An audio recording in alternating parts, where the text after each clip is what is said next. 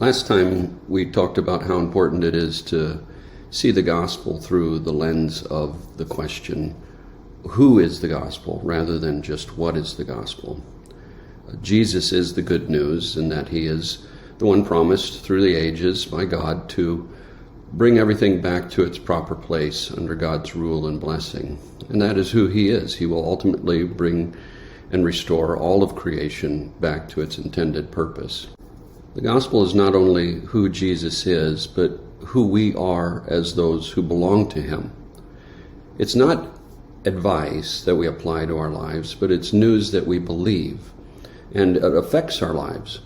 Much like if you had a sister who had a baby, that's good news, and the world is somehow now a different place because of it. And so are you. You are either an aunt or an uncle.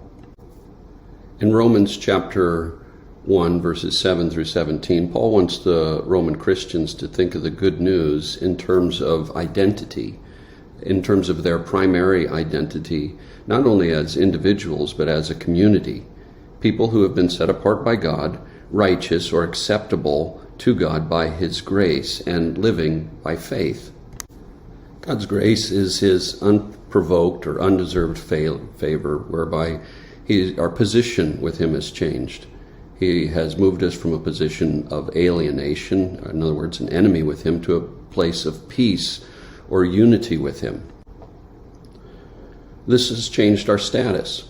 We are saints, positionally with God, set apart for his purposes. And this whole thing is held together by his love for us, which is an unbreakable chain. It has come before us, it accompanies us, and it follows us into eternity. The gospel is a dynamic power that brings lasting change.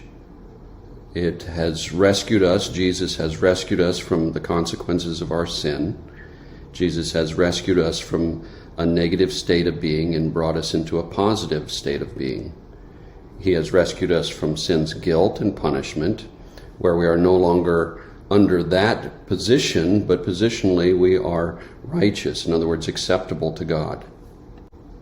The gospel means that we don't live towards a certain end, but out of what God has done for us.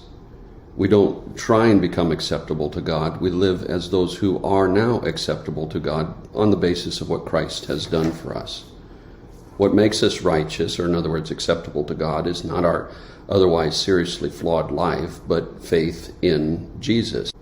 God's saving power is extended to all who believe, apart from any worth or moral acceptability or deservedness that they find within themselves. We grow in respect to this reality, this which is true of us, in community.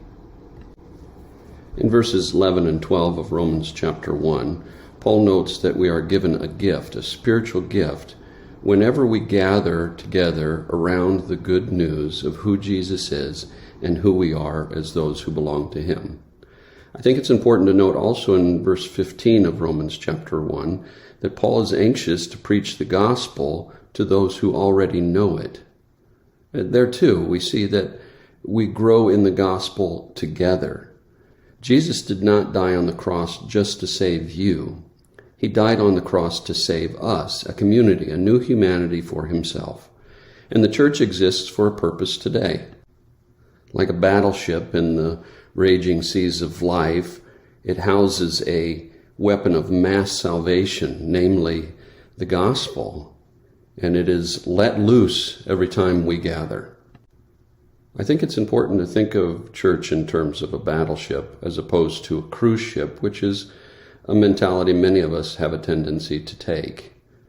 It is to be a place of refuge in the raging seas of life, not a place to complain or worry about that we're not getting our preferences met.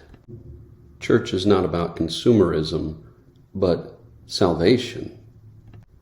And in this place where the good news of who Jesus is and who we are as those who belong to him is revisited, we find courage and are renewed in heart to continue on within the challenges of life. Because let's face it, life is challenging. but you're not alone in it. As we've mentioned, Paul wants the Roman Christians and us to think of the good news in terms of identity, not only as individuals, but as a community. We are a people together, set apart by God, acceptable to Him by His grace, living by faith. Take some time today to thank God for bringing you into a new community where you don't have to navigate the raging seas of life alone, where there is a place of hope and encouragement, where the gospel, where the good news is in fact our identity.